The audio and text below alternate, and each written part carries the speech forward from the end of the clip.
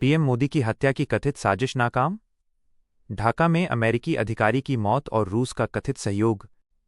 यह रिपोर्ट ऑर्गेनाइजर.org का लिंक और विभिन्न जियोपॉलिटिकल एक्सपर्ट्स के हवाले से प्रसारित हुई है, जिसमें प्रधानमंत्री नरेंद्र मोदी की हत्या की एक कथित साजिश को भारत और रूस की खुफिया एजेंसियों के संयुक्त ऑपरेशन से विफल करने का सनसनीखेज दावा किया गया है।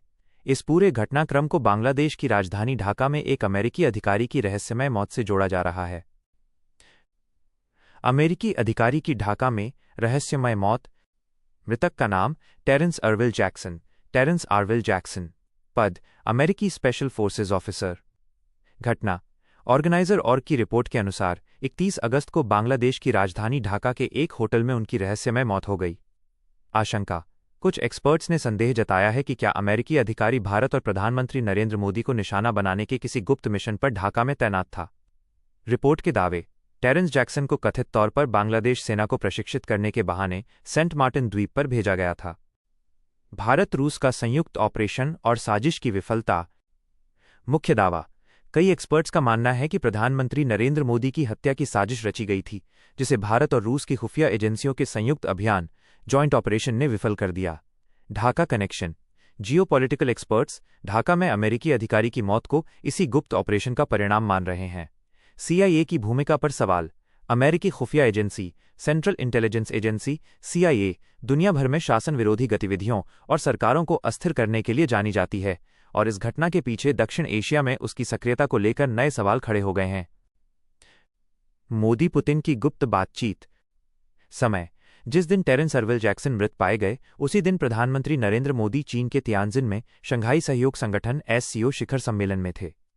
बातचीत इस सम्मेलन के दौरान पीएम मोदी और रूसी राष्ट्रपति व्लादिमीर पुतिन ने कार के भीतर 45 मिनट तक निजी बातचीत की।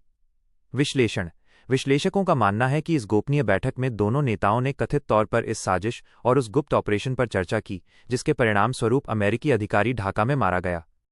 पीएम मोदी का रहस्यमय बयान चीन से लौटने के अगले दिन 2 सितंबर को सेमिकॉन शिखर सम्मेलन में पीएम मोदी ने कहा था, क्या आप इसलिए ताली बजा रहे हैं क्योंकि मैं चीन गया था या इसलिए क्योंकि मैं वापस आ गया? विशेषज्ञों की राय विशेषज्ञों के अनुसार ये टिप्पणी इस बात का संकेत देती है कि प्रधानमंत्री किसी गंभीर खतरे से गुजरे थे, जिससे वह सुरक्षित बाहर निकले। जियोपॉलिटिक्स भारत की संप्रभुता और विदेशी दबाव। भारत को अस्थिर करने का इतिहास। रिपोर्ट के अनुसार CIA द्वारा भारत को अस्थिर करने या अराजकता फैलाने की कोशिश कोई नई बात नहीं है। नई दिल्ली में एक मजबूत और राष्ट्रवादी नेतृत्व होने के कारण ये प्रयास अब और अधिक आक्रामक हो गए हैं।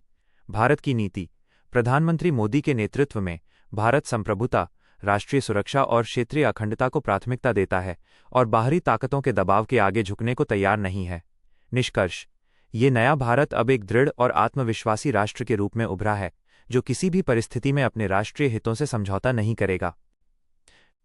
डिस्क्लेमर ये खबर ऑर्गेनाइजर.org की रिपोर्ट और जियोपॉलिटिकल एक्सपर्ट्स द्वारा लगाए गए अनुमानों पर आधारित है। इन दावों की स्वतंत्र रूप से पुष्टि नहीं की जा सकती है।